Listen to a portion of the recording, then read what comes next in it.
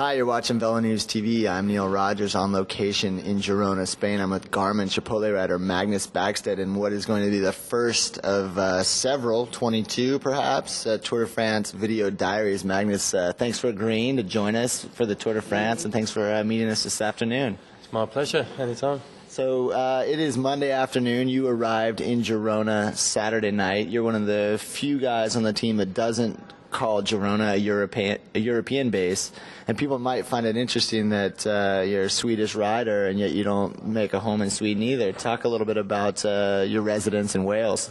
Basically, I moved over to Wales a couple of years ago after having lived in Belgium and France, and I got married over in Wales to a Welsh girl, and we decided when we had our second child that we were going to move back there and have some family and friends close so that I can concentrate more on the the racing and the training that I need to do, and not worry so much whether she's okay at home alone, somewhere in the middle of nowhere in a strange country. So it just seemed like a logical kind of thing to do, and it's worked out fine for me because training facilities are great over there, and I have a few friends to train with, and I'm really happy over there. And that might explain to some of the viewers why you have more of a Welsh English accent than a Swedish English accent.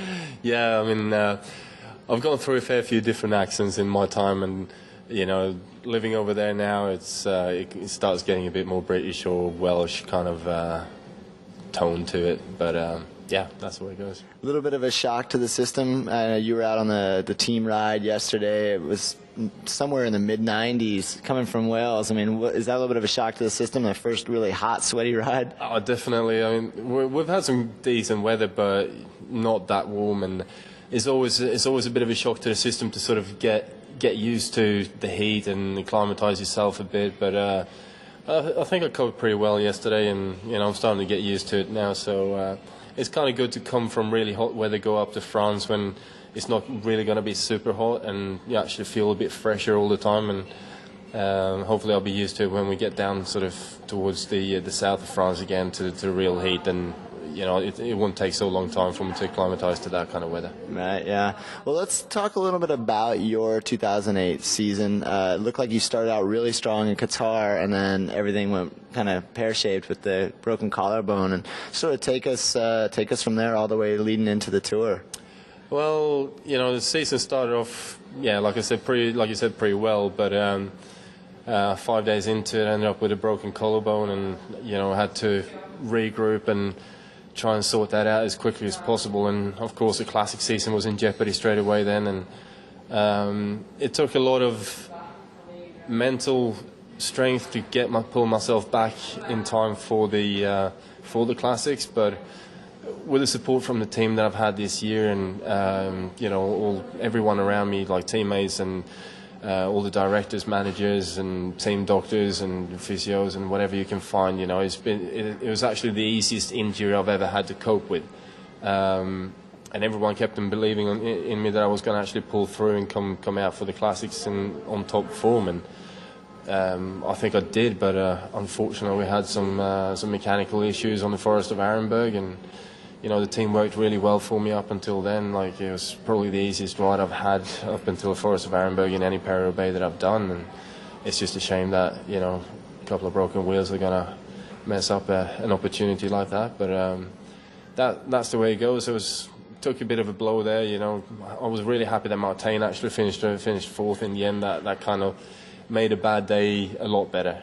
But then Jonathan spoke to me straight away and asked me if I wanted to go down and do the team time trial in the Giro, and I kind of thought, well, it gives me something new to focus on pretty quickly, and get this bad experience out of my head and just keep on looking forward. And with the form that I had, I was getting better and better for every day I climbed on the bike, and I thought, well, it's a shame to pass up an opportunity like that, and to be able to come out and win the opening team time trial in the Giro was just spectacular. We were on such a high, and I think it's probably the best team performance I've ever been part of. And in terms of a 9-man team time trial, it's difficult to talk about perfection, but I think that was as close as you're ever going to get. Yeah, we talked to Christian Vande Velde just earlier today, and he said the same thing. He said whether you guys had won or lost, everyone on the team knew you'd done everything as well as you possibly could have. Yeah, that comes even with the preparation that we had before. You know, we came down here to Girona. We all had a 4 or 5 day training camp, basically just spending time on the time trial bikes and just really practicing and making sure that we all knew each other well and everyone knew what was going on, and you know, every single detail was thought of, and that's just what makes you win. How about take us through the rest of the Giro and then into the U.S., because I know we saw you at the Philly Week races as well. I mean, the rest of the Giro, I was going really well for the first week. Ended up doing an awful lot of work, and you know, I just felt like I was going strong. You know, I was back to my old self, and you know, after having a few injuries in the last couple of years and stuff, and the beginning of the year, I felt like, you know, I was really on the top of my game, and then came down with a stomach bug just on the first rest day, and I just couldn't pull myself out of it in time to do the next stage. So I had to go home and rest up, and flew out to the States to do a Philly week, but something wasn't right, and we found out a bit later on that I had some other physical issues that was going on, and thanks to our guru here, Matt Rabin, he's been working with me a lot and changing my diet and making sure that the high acid levels that I had in my body has been completely taken care of now, and we've changed the diet, which is going to keep me healthier and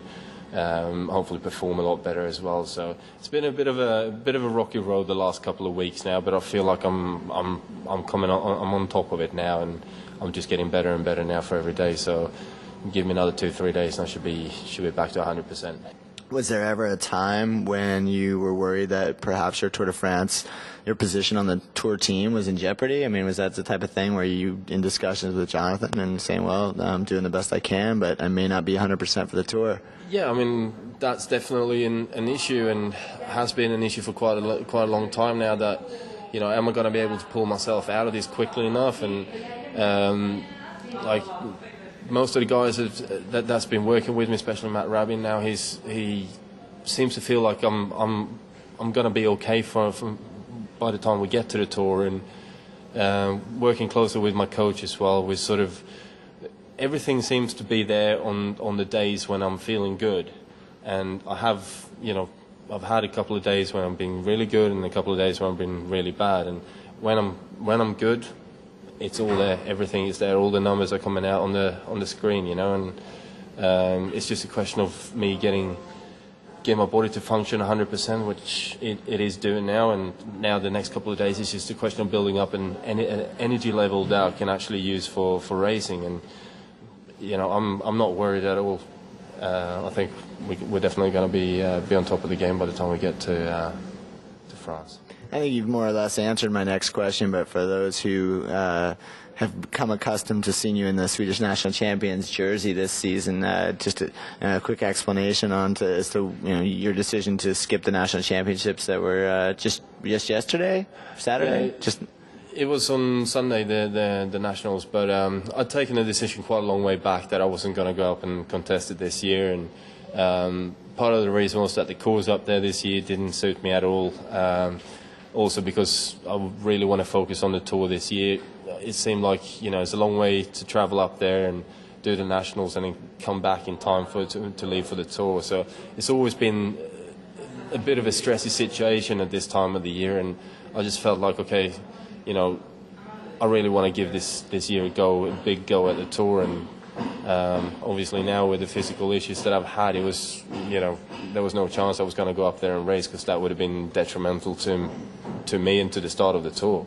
Yeah, you got to choose your battles. Yeah, exactly. So it was just one of those things that I had to do. Plus, the racing in the regular team jersey is going to make me slightly more, you know, so I'll be able to sneak in moves a little bit easier rather than having the big yellow cross on my back, you know. Yeah, absolutely. Well, I want to ask you some more questions about your individual aspirations for this Tour and about the composition of the team, but we're going to have plenty of opportunities to talk, and I'll see you in Brest as well, so we'll take those questions then. And anybody that's watching, if you have any questions for Maggie, if you want to email in, the email address is velanewstv@competitorgroup.com. We'll be taking questions every day for Maggie and also for George Hincapie and picking out our favorites and asking the guys. So feel free. That's VeloNewsTV at competitorgroup.com.